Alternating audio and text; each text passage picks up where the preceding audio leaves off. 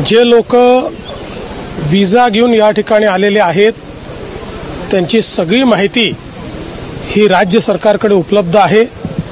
त्यांचं आयडेंटिफिकेशन झालेलं आहे, त्यांना नोटिसेस दिलेल्या आहेत आणि त्यांना परत पाठवण्याची व्यवस्था झालेली आहे। ते सगळे परत जात आहेत।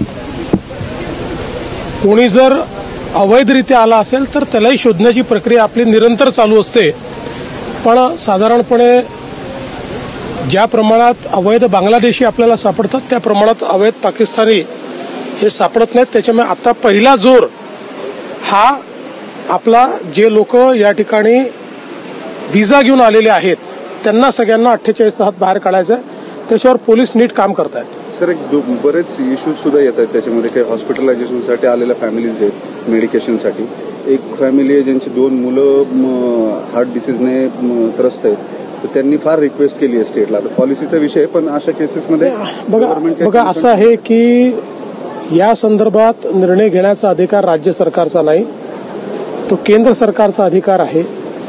पण त्याचवेळी जसं इथे आपण अशा प्रकारे सगळ्यांना बाहेर जायला सांगितलंय तसंच पाकिस्तानात देखील त्यांनी तेच केलेलं आहे।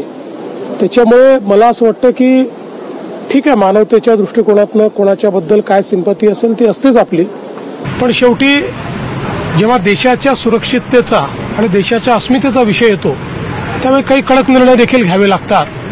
खरं म्हणजे पाकिस्तानच्या सरकारला समजलं पाहिजे की त्यांची निर्भरता भारतावर आहे आणि ज्या प्रकारे आतंकवादाला ते समर्थन देतात, मानवतेचा एक प्रकारे जे ते खून करतात, मला असं वाटतं आज जगातला कुठलाही देश पाकिस्तानसोबत उघडपणे उभा राहू शकत नाही। ही पाकिस्तानची परिस्थिती। पाकिस्तानच्या मंत्र्यांनी पंतप्रधानांना शिवीगाळ केली, ते उघडपणे धमकी देतात की आमच्याकडे न्यूक्लिअर बॉम्ब आहे। खायला पैसे नाही, कशाचा न्यूक्लिअर बॉम्ब सांगतात?